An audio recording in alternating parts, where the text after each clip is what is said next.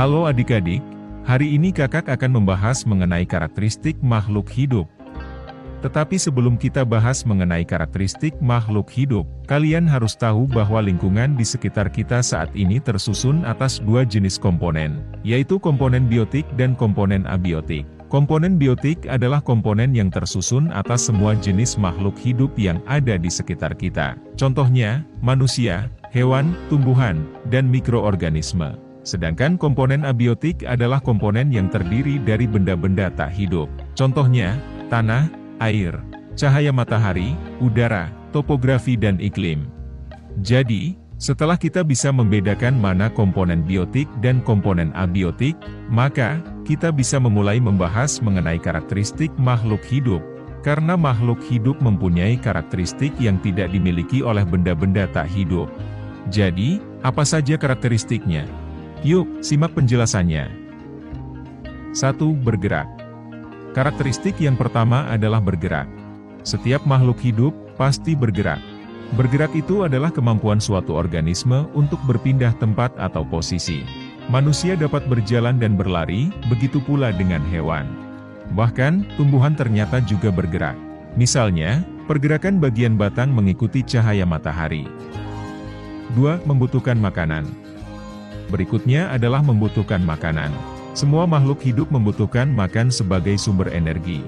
Ada dua macam cara untuk mendapatkan makanan bagi makhluk hidup, yaitu autotrof dan heterotrof. Autotrof adalah kemampuan makhluk hidup untuk dapat menghasilkan makanan sendiri.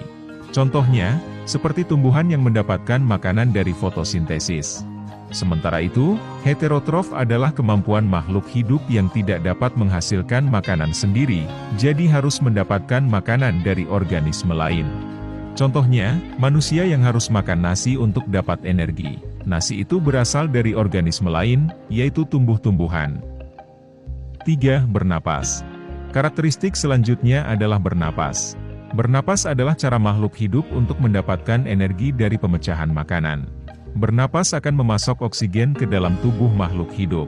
Oksigen tersebut penting untuk metabolisme tubuh karena dapat menghasilkan energi bagi tubuh. Nah, manusia dan hewan darat bernapas dengan paru-paru.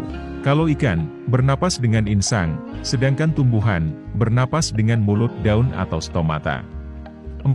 Tumbuh dan berkembang. Selanjutnya, semua makhluk hidup pasti mengalami pertumbuhan dan perkembangan. Pertumbuhan pada makhluk hidup dapat ditandai dengan penambahan tinggi, berat, dan volume. Sedangkan perkembangan adalah fase makhluk hidup menjadi dewasa, atau pematangan fungsi organ pada makhluk hidup. Contohnya, pubertas yang dialami manusia. Pubertas pada manusia menandakan bahwa telah terjadi kematangan secara seksual. Contoh lainnya, yaitu tumbuhan yang awalnya cuma ada daun dan batang, akhirnya bisa menghasilkan bunga, buah, dan biji untuk berkembang biak. 5. Berkembang biak. Karakteristik berikutnya yaitu berkembang biak. Makhluk hidup akan terus berkembang biak atau bereproduksi untuk menghasilkan keturunan dan memperbanyak diri. Hal itu dilakukan untuk mempertahankan jenis dari makhluk hidup tersebut agar tidak punah. 6. PKA terhadap rangsangan. Karakteristik lainnya yaitu PKA terhadap rangsangan atau iritabilitas. Ini merupakan ciri-ciri makhluk hidup yang mengandalkan indera-indera yang ada pada tubuhnya untuk mendeteksi rangsangan, lalu merespon rangsangan tersebut. Misalnya, kulit kita pasti PKA terhadap sentuhan, dingin, panas, dan sebagainya. Tanaman juga dapat bereaksi ketika mendapatkan rangsangan. Contohnya, tanaman Mimosa pudica atau putri malu. Daun-daunnya akan segera menutup apabila kita menyentuhnya. 7. Melakukan ekskresi. Berikutnya yaitu melakukan ekskresi. Ekskresi adalah pembuangan zat sisa dari tubuh. Manusia dan hewan akan mengeluarkan zat sisa berupa CO2 dari proses respirasi. Sementara itu, tumbuhan akan mengeluarkan zat sisa berupa CO2 dari proses respirasi dan O2 dari proses fotosintesis. 8. Mampu menyesuaikan diri dengan lingkungan. Karakteristik yang terakhir yaitu mampu menyesuaikan diri dengan lingkungan atau beradaptasi.